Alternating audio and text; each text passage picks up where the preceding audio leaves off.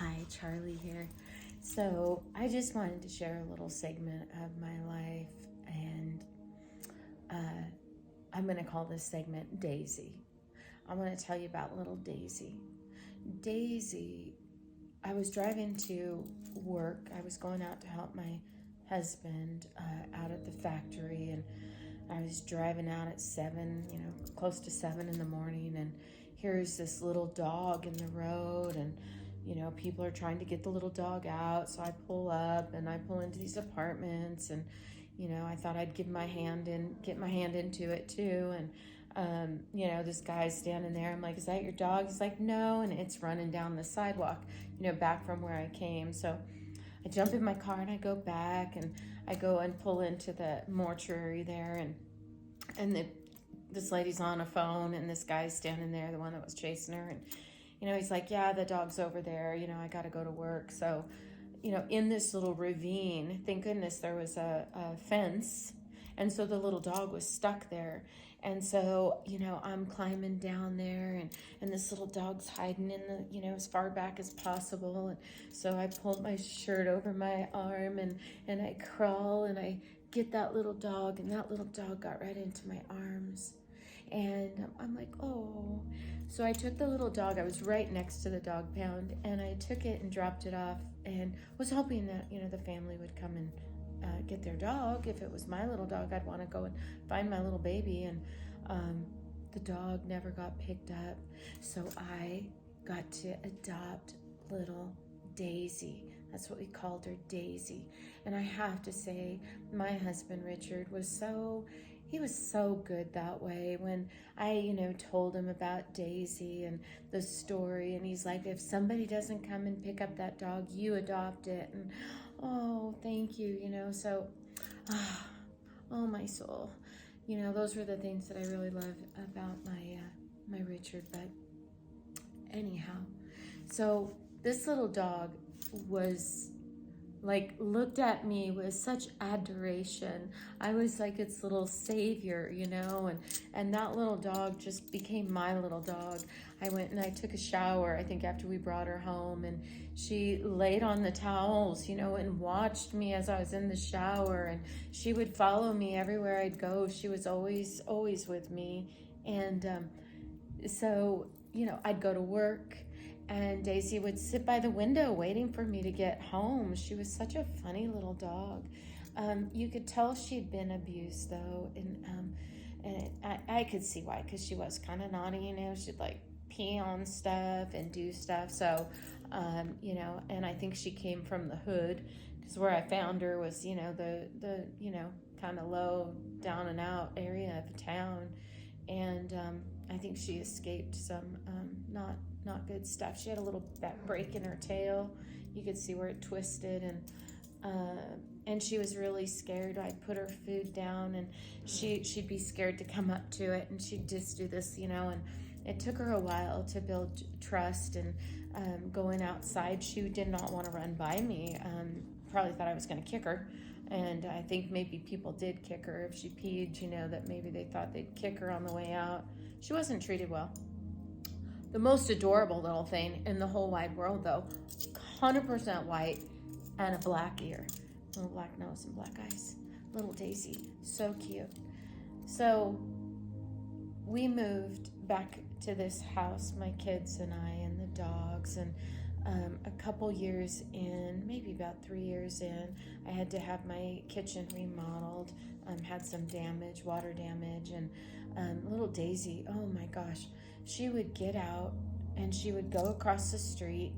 It's not a real busy street, but there's bushes and stuff, and you couldn't see her. She would just be on the other side of the road, and cars would drive by, and I think, oh my gosh, she's gonna get hit by a car. She's just gonna come back across that street and get hit by a car.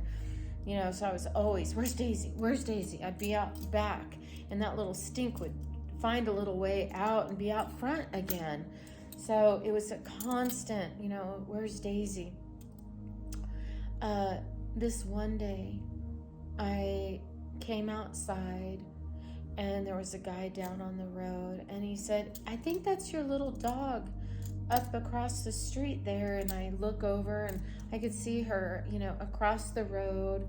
And sure enough, that was, it was her. And so I said, I was walking and I said her name, and I saw her look at me. And as it all happened, I could hear a truck coming. And that truck was coming over the hill, and it was going pretty fast. And I saw that little dog. I knew she was running across the street. And I had junipers in the way, so I couldn't see. But, when she didn't come out, I knew. And as I got closer, I could see her little body in the road. And I asked the guy, I said, would you please watch her? And I came running back to the house, and I got a towel, and I ran back down. And, it wasn't good. She was still, her little heart was beating in her little eyes. I know, I wrapped her up in that blanket, and I just held her. And my son Josh came home, and he was trying to keep me from having to see it all. And I'm like, no, I wanna hold her, and she did. She died. That little dog, what a gift that little dog was to me. For one, that little dog showed me so much love, like I'd never experienced before by a little animal. And I actually, for the first time with her, I've lost other animals, and it's been painful, but it was different. It was a different kind of hurt.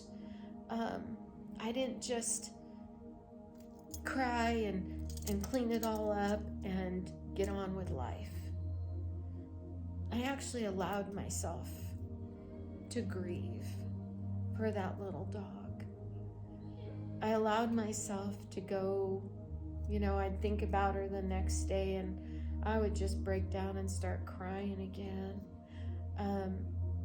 And even now, when I think about her, I can cry. I have feelings. I don't have to put it in a little box somewhere and stick it away.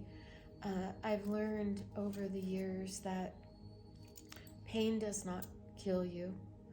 And actually, I've learned that it's okay to feel. It's okay to grieve and take the time you need. It doesn't end, there's no cutoff date. There's no, I'm good. I don't think about her, on the daily. Same with my parents, when they passed away.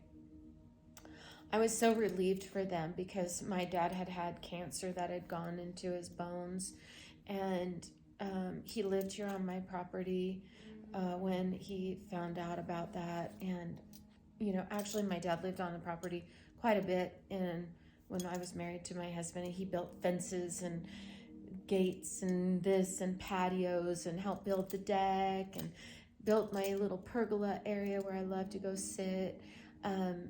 He helped me do that. Well, he did it, but I gotta, thank God he helped me, because it's still standing today. And that was, 20 some years ago.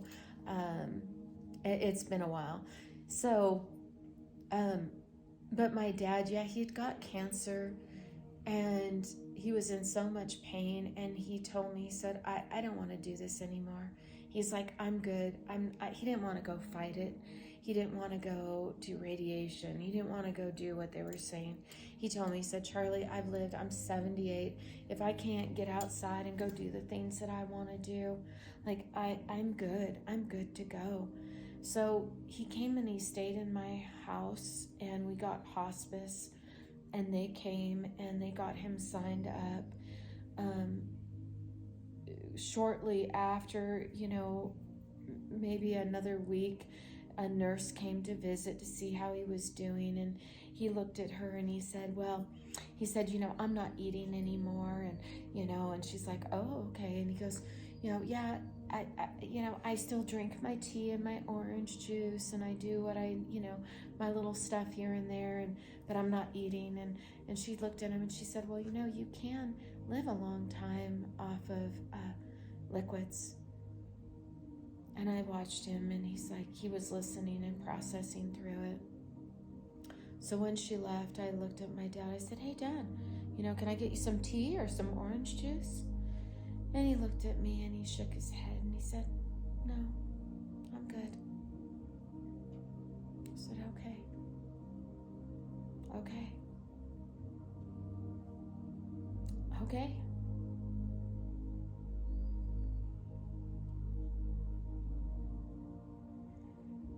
So I was given the youngest daughter. I was given the honor of being able to walk that part of my dad's journey out with him, to love him and support him in his decision and his choice.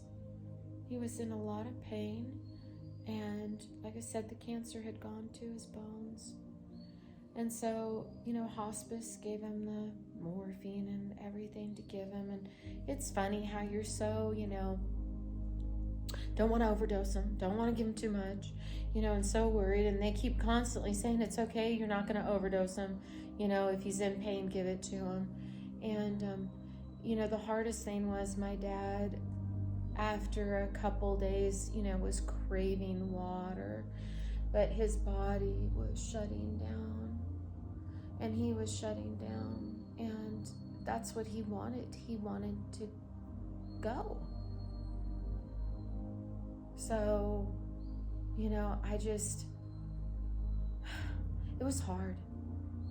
I'd come and I'd swab his mouth, and then I helped him. There were some things that still were not resolved, and I just knew that there was unforgiveness towards my mom and stuff that he was still holding on to. And I got to walk him through that. I got to be there with him as he breathed his last breath. Well, not quite his last breath. I knew he was passing, and my sister was here, one of my older sisters, Dylan. She was here with me. So my kids went to a private school right down the road. So I jumped in my car and I ran down there, and I got my kids out as fast as I could because I wanted them to come back and be able to be with their grandpa as he passed away. My son, Chris, he would come home from school, and he would go and he would sit in that room with my dad, and he would just sit with him, even before he got to that space. But he just sat with him every day after school. I love that kid. Oh my gosh, that boy has such a deep heart for the deeper things. That boy, Christopher, when my first daughter, she is my first daughter, but my first granddaughter was being born here at the house, and I lived down with my husband at the other house, and but she was having her here. My son Chris, living off the land in Hawaii, just a little backpacker living in a tent, has some fun stories, but waking up every morning to the sunrise and sunsets, and he's just like, Mom, I'm in paradise, because I was all worried, are you okay? People gonna kill you, there's a lot of letting go to do when your kids are so adventurous, but I did. I learned to let go. I had to. Gosh, those kids, they made me let go. I tried to get Chris to buy a phone, but he's not going to be plugged in. He's not going to charge a phone. That kid was like, no, he would have nothing to do with it. So my kids my kids have made me grow more than anybody. Thank you, kids. Thank you, all of you, for making mom be tough and not a weak little mom. You know, it's hard.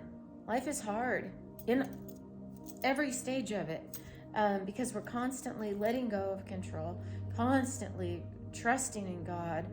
You know, I always looked and I thought, I know I'm so all over the place, but that's okay. I just got to go with it, because I've been praying like, God, what do you want me to talk about? So I'll just turn on my blab. I'll just let the stories run one from another, and we'll get somewhere. I'm getting to over 15 minutes, and that I think I better stop. So, because I've done really well to keep them short. So I needed to throw in a long one for you, give you a little story time, about my dogs, about life, about life.